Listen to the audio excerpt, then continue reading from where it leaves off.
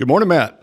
Hey, welcome back to the podcast, Rick. Welcome back to the podcast. Matt Helen, everyone. What's going on? Did you watch The GOAT yesterday? I did. I can't believe it. Like, I know this is coming out, week after next, but it should come out, should drop before the Super Bowl. But yeah, man, Brady, I tell you what. Got a prediction? What you got? I don't. I mean, it's like a young gun versus the old wily veteran. I know. Well, we had to talk about this with Andrea, my wife, yesterday. She's like, who do you like for the Super Bowl? I'm like, I don't really know. And I like both teams. So I kind of would like to see Brady do it just because, like, he's such a legacy.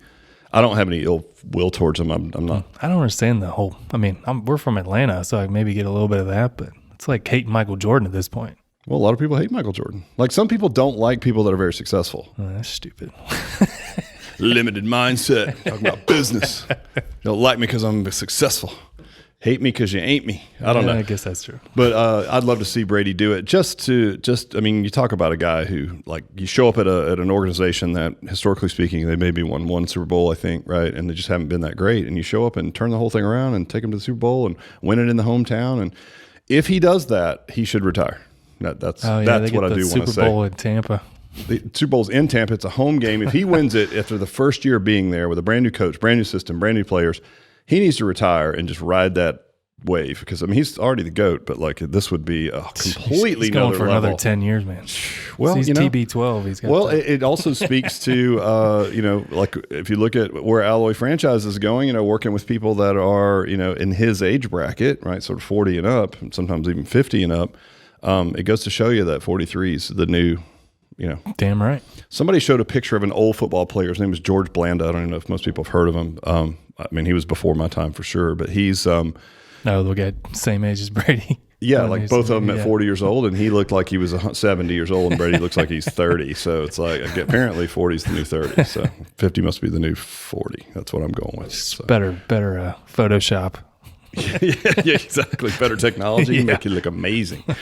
But today, man, I want to talk about, get more in the weeds. So we talk about business mostly, and that's what the podcast is about. Today, we're going to talk about something a little bit more technical, things in the industry that are common myths, right? So this is probably a podcast that we'll share with our clients. That anybody listening is more than welcome to share with their clients. But I think it's important because as a personal training brand, we are by default deemed as experts, right, in our market. And so we've often talked about how we manage our members' health and fitness, not only for what happens in our four walls, but we talk to them about nutrition and supplementation and, like how to safeguard your cells against COVID, or what does that kind of nutrition look like, right? If our clients do want to participate in other types of fitness, like spinning or cardio-based things, they come to us and ask, would this be good for me?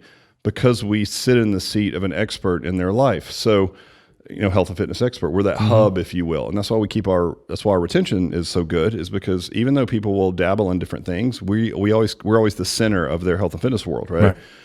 So to be that, you need to then talk the talk and walk the walk, and you need to know kind of what advice that you're giving out to people, right?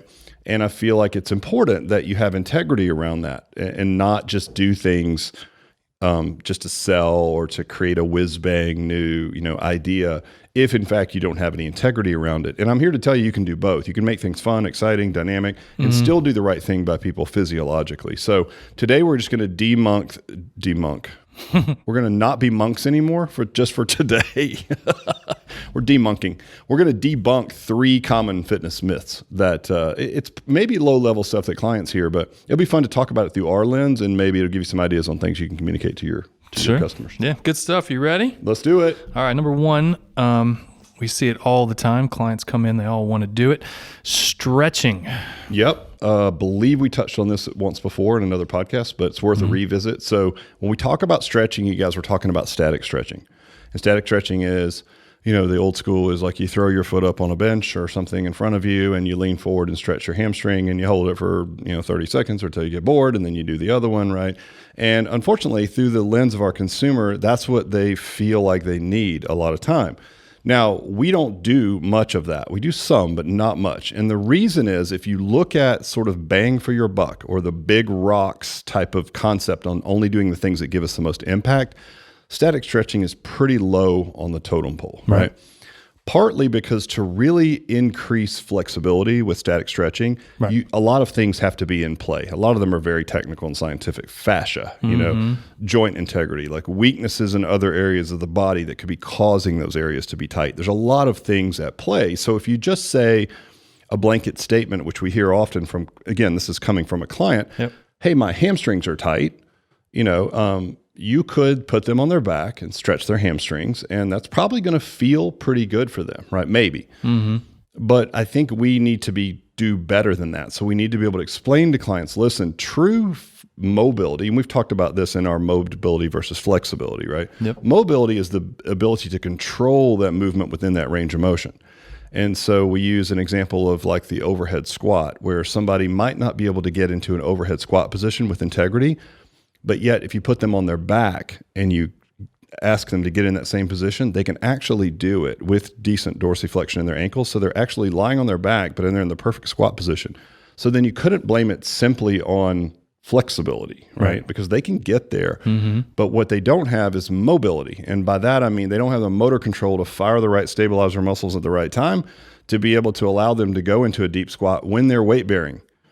But it doesn't mean that they're not flexible. Another example that we used was if somebody comes in and complains of tight hamstrings, they could be having nerve issues. There's a lot of things that give you the perception of tight hamstrings. One of the real basic examples, and this is a pretty rudimentary explanation, but you get the idea, is that let's say that you're in sort of this lordotic posture. So you got this curve in your lower back. And if you got a bunch of body fat, you might not even see it as that, right?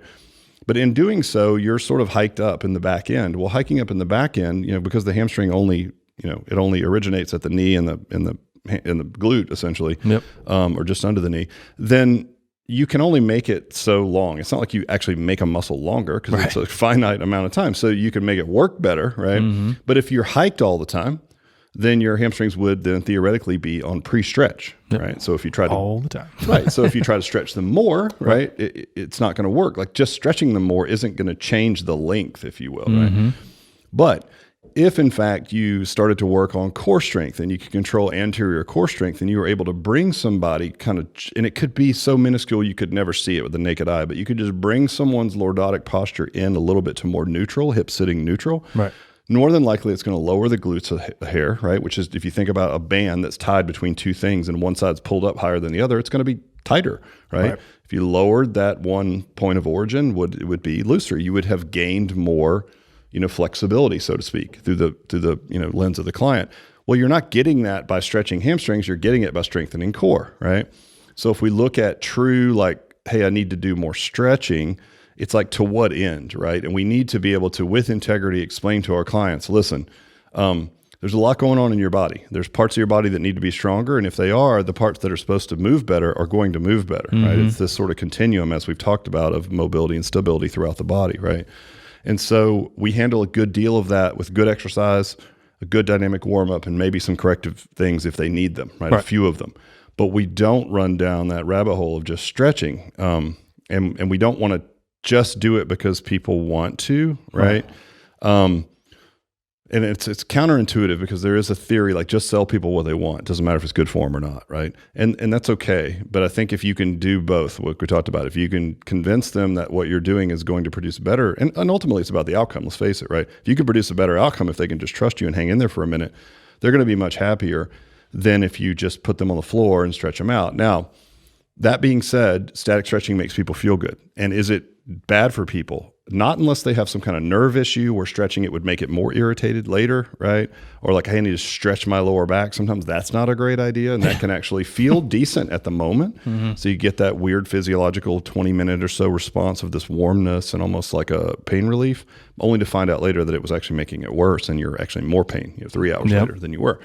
So a lot is at play there. But to do a couple of static stretches with clients at the end of a session, just because it makes them feel good, is fine, as long as it's not a big rock and as long as you don't let the client dictate, that we do a whole bunch of static stretching, So it's a fine line between science and delivering what people want. And right in the middle is where the magic happens. Yeah, I mean, it's important to know these things and to educate your clients when they come in. That's the reason we do the FMS and those things is, let's face it, people think that stretching is going to relieve, any kind of back pain they ever have. And, that's where they kind of bring it in from. So we do the FMS. We get to explain up front. Yes, later on, I'm nothing wrong with doing some feel good stuff. I'll do it with clients. I'm just like, look, this is going to give you some temporary relief, but that's it. We're going to have to work on some things outside of these four walls. Yep. So remember, coming to a personal training brand where there is a movement assessment on the front end, that automatically shows customers that you're a different type of business, right? Right. And you're also then speaking to them in a way that tells them that you're smarter than the average bear. It's more than loud music, lights, and microphones, right?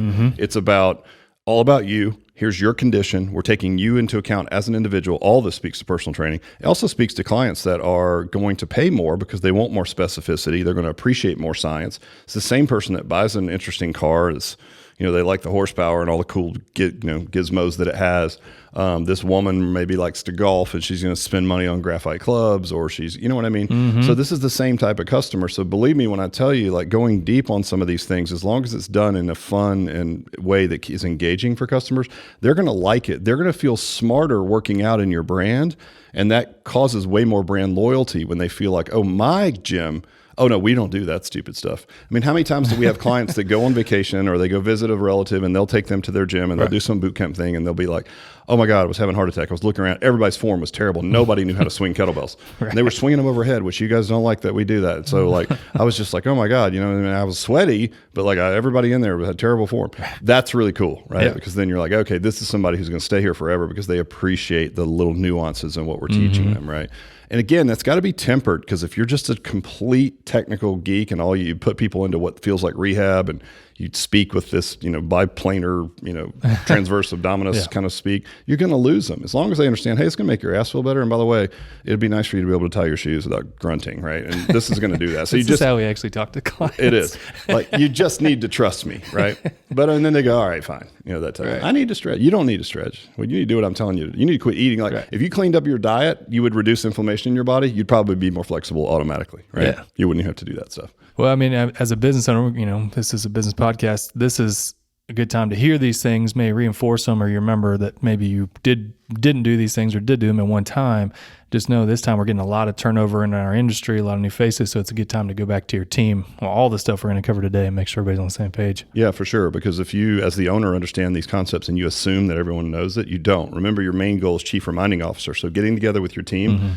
And sometimes, we spend so much time, and the owners that I talk to spend so much time talking about the business, which is important, but we sometimes get a little bit detached from what our end product is. And our customers, if you think about it from a consumer standpoint, if I'm buying something, I want to go to the person who lives, eats, breathes it, who, like we've talked about, like if I want to go and learn jiu-jitsu, I would have loved to have been in California, in Torrance, when the original Gracie brothers started teaching out of their garage. I mean, that would have been the thing, right? Everybody wants that. Right. So don't make it so, detached. Don't be too detached from what your end product is, because the consumer wants the zealot. They want the expert. They want that person. That's who I'm seeking out for, doctors and somebody to teach me new skills. Everybody wants the best. Everybody wants the best. So be that best and still do good business practices, market well, make it fun, right? If you can do both of those things, that's really where you're cooking with oil. That's how you stay around for 30 years. That's right. All right, you ready for number 2? I am. This one, we see, this is turns into some funny things you see in the gym, but unstable surface training. Yeah, this one drives me nuts because there's been plenty of science around it. But unstable surface, you guys, means standing on things like balance pads. We say like a Basu ball. And for those of you guys that might be our consumers that are listening or clients, a Basu ball is that like half ball that's cut in half and it's got a solid platform on one side. So at one point when functional training just became a thing, so we opened when it wasn't even a deal. We had like 1,500 feet crammed with machines. So I can remember when functional training first came out, it was like, oh great, now we can get people in space. We're moving around. We're going to burn more calories, right? And it went from there, as you know, like you give a few tools to some people and it got so crazy. And then it became, I'm standing on a stability ball doing barbell squats, or, I have a Bosu on top of a Bosu and I'm standing on one foot, right? And so then as the pendulum often does, it swings so far to like quote unquote functional that we weren't functional anymore. Right. And circus tricks. Yeah, well, exactly. It's like, okay, look at me. I'm like, okay, what does that do like in real life? And what does that have to do with your fat loss goals, right? That you came in about. So it's okay to build efficacy and to help people.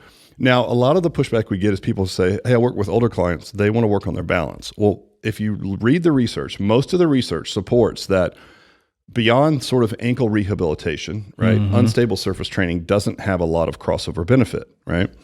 So then you would be like, okay, well, then how am I going to get them more balance? We can still do single leg work, but very rarely, if you really want to use the word functional, do you find yourself on an unstable surface, right? Unless you're like, we talked about lifting weights in a rowboat on the ocean. Like when is the environment that you're standing on moving, right? That much. It's not. It's normally proprioception, like where does your body fit into space? But the ground is the ground, right? So it's like, okay, there's solid ground. Where is my body in space in relationship to these solid objects, right? Which it would be proprioception through our lens. So then we start looking at, okay, well, how do we train for instability, right? What do we do for that? And the answer is an unstable load. And so what we like are things that are odd objects like kettlebells and, back in the day, it's still around, like slosh pipes where water would slosh back and forth. And It was awesome when you get that back. I know. Well, the problem was like 20 feet long. So if you walk through the gym, you would clothesline half of the gym. Like a whole gym had to clear out for you to make Your a lap. homemade slosh pipe. That thing was it was like a foot around. It was probably like 70 pounds of water sloshing in there. It was rough. I think that was like the first thing you handed me when I walked in this gym. You're like, hey, check this out. Take a lap with this, bitch. Yeah, pretty much. I think Poor it was hazing. Matt. It was like, it was hazing. We used to haze all the interns and all the new folks for sure. But unstable surface makes more sense. I mean, thinking about picking up a squirmy baby, or you know what I mean? Right. Or you have a bag of groceries and they're kind of offset. And so, on the lower end, that can be things like single arm carries, right? Because they got an offset load. That mimics real life. Sandbags work well. Sandbags work really well. Yeah, again, slosh pipes, anything that is not completely stable. Sometimes like kettlebells, you got centrifugal force whipping around. You can do some things with those. So standing on ground, and then you can go single leg, right? But you're still standing on a surface, right? So if you're doing like an unstable load on a stable surface, right, you can go single leg. There's a lot of things you can do to continue to increase the level of instability, but not standing on something. And if you do that, if you do standing on an Eric's pad or on a Basu ball or something, keep in mind that you're normally doing that during a strength training session. And by default, you're damaging the ability to actually get the results of strength training, meaning that you're going to have to reduce the load so much because you're standing on something unstable that you're not even getting the strength benefits. Right. And then science telling us you're really not getting any balance, quote unquote, benefits either.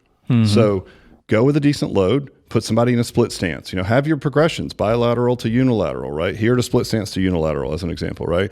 And then do that with an unstable load. That's the way you do it. And if you can get people doing that, that mimics real life more. I'm walking, someone pushes me, you know what I mean? A wind blows or, whatever that is. I was walking the other day and there was a lady who had a dog on a leash. I know all my stories go back to dogs. Matt's like, oh God, here we go. Yeah, dog stories. But no, she was walking with her dog on a leash and she had a coffee and the dog is like, pulling all over the place. And so it kind of pulls her in a direction that she's not anticipating. It just pulls her right down. She just takes a tumble right down the hill. Older lady. Yeah. And she wasn't that old. She was probably like my age. But yeah, she just kind of like, it just gave her a little tug in a direction that she didn't expect because it saw something in the woods and she just took a flyer and just like Did you help fell her? backwards and did a back tuck roll. Did you help her get up? I will tell you this. That lady had a cup of coffee full and did not, it was like a college boy falling with a beer and not spilling it. She did not spill her coffee and she did a full somersault. I was so impressed, but I helped her up and got her dog back. And, That's good. All that. I think we're making progress here, Rick. I'm a nice person, Matt. If her dog would have been attacking me, I would have been upset. Or my dog. I'm starting to wonder how all these things happen. I mean, I will say that it didn't hurt that I put my dog in the seat position while I helped her dog. And he just sat there and watched. But I'm not trying to be superior. He is a great leader, guys. I lead dogs. I like dogs. So case in point, that lady probably could have used a little. That was an unstable load or surf. She was standing on the ground, right? There was nothing shaky. She wasn't in an earthquake. And the dog pulled her in the wrong direction, and your core's got to fire, and all these things have to happen. Just more anti-rotation exercises, Jesus. Well, exactly, right? Anti-rotate that dog right back over there. So, but my point is, stay away from that tricky stuff. And I've heard trainers say, but my clients like it because they want to work on their balance. And so I understand the sales part of it, right? Certainly we hear that a lot from our older clientele. Like, I need to work on my balance, Well, there's a lot at play there. It could be inner ear. It could be, muscle weakness. I mean, normally your balance gets better if you just get stronger, right? And you could just do most things. Yes. well, yeah. So start out bilaterally, get stronger, get your core stronger. Guess what? That's going to help a lot. And then you can go to some unilateral movements. That's going to help a lot. Then you can start adding unstable surface there, or unstable load. Sorry. And so you can continue to progress these things just like anything else. But putting someone on one foot on an RX pad with one knee in the air while doing like a 5-pound side laterals, that ain't where it's at. So I think even Cressy wrote a paper about this a million years ago about unstable surface training and how ineffective it was. So there may be some merit to it for ankle rehab and things like that. But beyond that, PT. Yep, leave it in the PT. If you're in strength conditioning, even for adults, you just need to look at unstable load and go single leg work and try to get people strong. Yeah, get a lot more out of it. Yep. All right, the last one. This is a big one. Get it all the time. It's a little bit more specific, but does lifting heavy weights make women bulky? Well, let's just eliminate the women part of it, right? Let's just say people in general. Is that like how the many 2021 thing? Yeah, it is. Oh God, we're so woke on this show, you guys. They and them don't get larger or stronger at lifting too many weights. Listen, it's the way it is. I've never had a guy tell me that though. What? I have. I don't. How many? Okay, tell me this. And everybody listening that's in the fitness industry, you'll get this. And if you're a client, you might have even said this, which will be funny. So you've never sat down with Matt. Somebody, you were the director for what, like 2 years. So somebody sits down with you, a guy. 4, but right? Whatever. A guy sits, yeah. What have you been here, a year? 10 years. Keep working, Matt. You'll get there. So a guy comes into the gym, right? He sits down with you. He's overweight. He hasn't worked out in 25 years. He tells you about what he bench pressed in high school. And he says what? I want to lift. I want to get back in shape, but I don't want to get too big. And I've had that happen before. I guess maybe this is they're talking to me. They're not really worried about it. As if they're talking to you. Oh, I see. I did have a conversation one time. It was the client literally came in, and this was when Joe was working here. And a guy comes in and he goes, I don't want to look like that guy. Pointed to Joe. He's too big. And then he points to me. I'm like, great. Right. That guy's sucks. Doable. I quit. I can believe this guy. You're killing your ego. You're telling him, do you want to switch seats? Because I feel like crying right now. Can you peel my onion? He was peeling my onion. He was. I'm trying. All right. Well, I guess somebody will sit down and say, hey, listen, I don't want to get too big. And of course you want to laugh because I'm like, okay. Like it's not going to happen by accident. It's like you can see it coming like a mile away, and it takes a shit ton of effort when you're a little longer in the tooth. If you're over 30 years old, your testosterone is on a direct downfall over time. You're not going to magically get jacked. And it takes so long, so much effort, nutrition and everything, right? Mm-hmm. So, but the perception could be, as evidenced by people bringing this up, hey, bro, like, I don't want to get too big. I'm like, well, of course you have to smile and say, well, don't worry about it. You're not going to, right? But I think you mentioned early on coming from females, right? And saying like, I don't want to get too bulky. And I think there is a misconception there that lifting weights is somehow going to make people bulky, because if somebody defined a weightlifter and you Googled it, you're probably going to see some jacked up person, right? Mm-hmm. With giant muscles. But it's a very different and very dedicated effort to get there, right? And so that's typically a result of a certain way you got to lift. Well, it's a byproduct of many years of high volume lifting, right? It's a byproduct of great nutrition, the right hormone profile. All these things have to be, genetics. All these things have to play into someone getting like big muscles, right? Mm-hmm. So most people would benefit from strength training because, it's going to help their posture. Like we talked about, it's going to increase a little bit of lean tissue, and, it's just going to make everything else in your life. It's like working on your engine. It's like getting more horsepower in your car. So now when you go for a walk on the weekends, you're actually able to structurally support yourself. You can walk faster. You can walk further. So it does play into the way that you burn calories in other ways. I think it's a little bit overstated about how much metabolic bump that you get, but you do get a little bit, right, from lean tissue. And I think the biggest misconception about getting large muscles is that there are kind of different ways, if you will, different mechanisms to gain muscle, right? Mm-hmm. One of them is, without getting too technical, like basically a fluid uptake, right? And that's sort of from the trauma of the repeated stresses over and over again on the muscles, mm-hmm. right? Well, what's interesting about that is we just said repeated stress. So that goes back to essentially lighter weights, right? And more volume. Mm-hmm. Because like there are studies now that say you can even gain muscles from doing reps as high as 20 reps, right? Yeah, hypertrophy's all over the board now. Yeah, exactly. Anywhere. Right. Well, up to there's like a certain load threshold, but yeah. Right. But it's typically starting around 6 or 8, right? And going up to 20. Right. And historically speaking, the general line of thinking has been 8 to 12, right? Right. To gain muscle. Well, if you think about, well, I'm going to go to this class-based concept because they do light weights, right, for 1 million reps. That's exactly what you would do to then cause the fluid uptake to make you bulky, right? But you're thinking, well, no, it's the load that dictates how big I get, and it's only as it relates to the volume. So if you could do 15 reps with a tiny weight, right?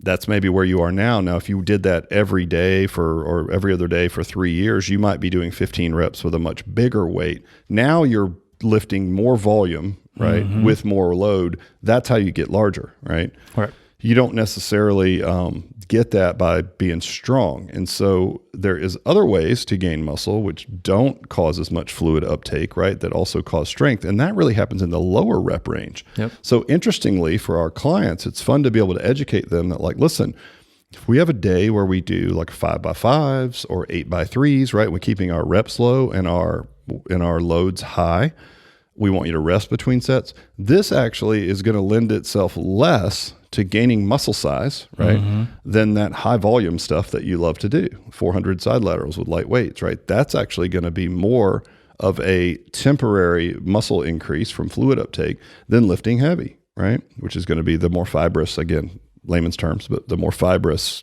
muscle that you're building, not just trauma from fluid uptake, right? So it's really counterintuitive, and we still hear it from people. Like, again, it's like sell people what they want, so you've got to mix it in there, play right? The game, yes. Yep. And we handle that by giving people a little bit of everything, and I like it. Like, I think muscle endurance is an important, right, important aspect of your health and fitness. I think strength is, right. I think probably a little muscle tissue could help most people, right? And so we're going to work on all phases of that, but we're not just going to do high volume cardio-based workouts all the time because we're afraid to get people larger, and we need to speak to people about that. Now, I would say this one, more than any, has been disproven more over the last few years. And I'm really encouraged to see that. And a lot of it is just driven by social media influencers. If you go on and you see somebody, like we've talked about it, even in the age bracket that we're probably targeting, which is like a Jennifer Aniston or a J-Lo, and then you look at their workouts, they're actually doing like real strength workouts, right? Yep. They're doing 4x8s and 5x5s and things like that. They're not doing, fluffy HIIT circuits all the time, right? Same thing with, like, we talked about Mark Wahlberg, right? Yep. Like he bought into the F45 fitness franchise. Well, he doesn't do F45. He does, I know his strength coach. He works out at 4:30 in the morning and he does heavy weight training, right? But he does it for the sake of muscle size, right? So I don't know. It's just one of those common fallacies that as a fitness professional, we've been answering these questions for years, but I still think it's out there. We still hear it on a daily. So we just have to make sure that our clients understand that, like, listen, the way that our workouts are set up, they're not set up to promote massive muscle building, right? This is not a bodybuilding program. And most people want to move better. Move better just means like not be in pain, right? So we get a lot of just move in space stuff going on, functional training. They want to look better. That normally has to do with weight loss and reduced body fat, right? And they want to be able to do things outside the gym. And certainly bodybuilding training doesn't always cross over to that. Nope. So any other thing that you have to add to that? No, pretty much covered it. Yeah, and that one's pretty basic, the lesson, but you're still going to deal with it, you guys. So I still think it's our responsibility not to pander to that and be like, yeah, don't lift over 3 pounds if you're female or you're going to get big. It's like that might be a popular message, and a lot of it is also just because it's easier. If we're honest, like, it's much easier to lift 3-pound weights than it is to actually work out hard. But working out hard is actually going to be probably more beneficial towards not making you get big, fluid-filled muscles. Well, it kind of goes with another one that we're not going to cover today, but is the getting hot and sweaty is a good workout. Yeah. So light weights, jump around, feel like I'm doing more. Right. Class-based stuff. Yeah. Movement to music and all that. Yep. Well, and we have clients that like to do that as well, and they do that in addition. But I will say the foundation of your fitness program should always be strength conditioning. And in doing so, don't worry about getting too big and bulky. You're probably going to get that more from that HIIT thing you like doing than you are from actually strength training. Right. Absolutely. So that is it. I hope that helps everyone. I know these things are real commonplace for a lot of fitness professionals, but I think if you're going to sit in the seat of expert, like we mentioned before, as a personal trainer, you need to have relevant answers to this. I hope that helps you guys. We'll probably let our clients listen to it as well, because these are concerns that they have. And that's all I've got for you, Maddie. Awesome. Thank you, sir. All right, brother. Thanks.